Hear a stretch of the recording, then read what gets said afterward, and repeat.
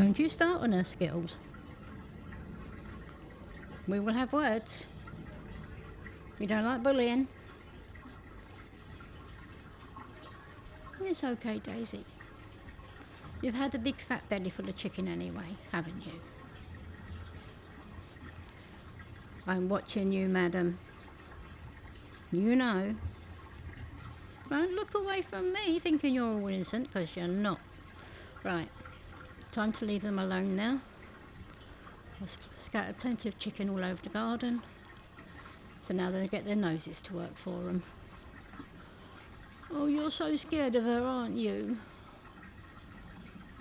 Well, it's okay, she won't touch you because I'm here and I'll beat her up. Don't worry, Daisy. Her little face.